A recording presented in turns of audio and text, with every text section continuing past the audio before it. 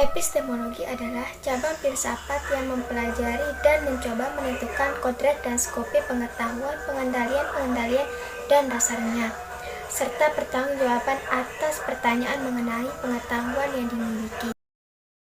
Ruang lingkup epistemologi. Ruang lingkup epistemologi menurut beberapa ahli yaitu ada 4. 1. M. Arifin merinci ruang lingkup epistemologi meliputi hakikat, sumber, dan validitas pengetahuan. 2.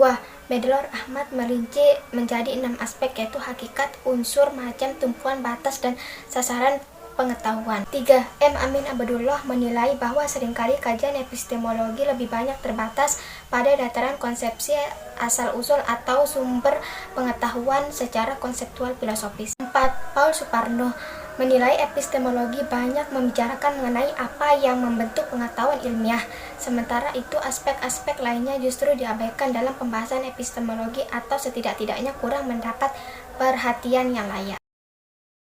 Aliran-aliran epistemologi. Ada beberapa aliran yang berbicara tentang ini, diantaranya yaitu ada 7. 1. Empirisme, artinya pengalaman. Menurut aliran ini, manusia memperoleh pengetahuan melalui pengalamannya. 2. Rasionalisme. Aliran ini menyatakan bahwa akal adalah dasar kepastian pengetahuan. Menurut aliran ini menyatakan bahwa akal adalah dasar kepastian pengetahuan. 3. Positivisme.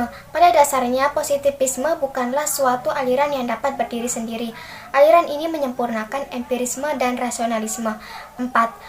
Intuisionisme. Aliran ini menganggap tidak hanya indera yang terbatas, akal juga terbatas. 5. Kritisme.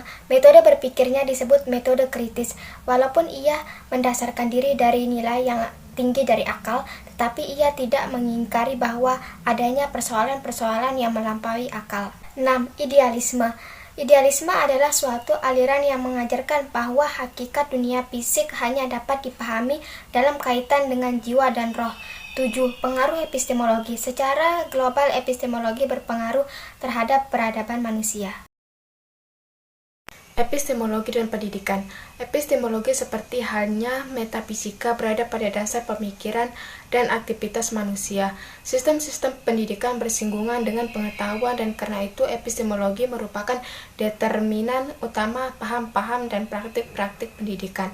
Epistemologi memberi pengaruh langsung berkenaan dengan komunikasi pengetahuan dari satu orang ke orang lain, juga akan berpengaruh terhadap metodologi pengajaran dan fungsi guru dalam konteks edukatif. Sumber-sumber pengetahuan. Sumber-sumber pengetahuan ada 5, yaitu 1. Panca indera. Empirisme adalah yang menganggap pengetahuan dicapai melalui indera.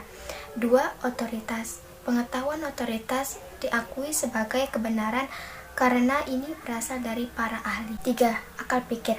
Pandangan bahwa penalaran, pemikiran, dan logika merupakan sentral dalam pengetahuan disebut dengan rasionalisme. 4. Intuisi. Penangkapan langsung pengetahuan yang bukan hasil dari penalaran kesadaran atau hasil dari serapan indrawi yang begitu cepat disebut dengan intuisi. 5. Wahyu.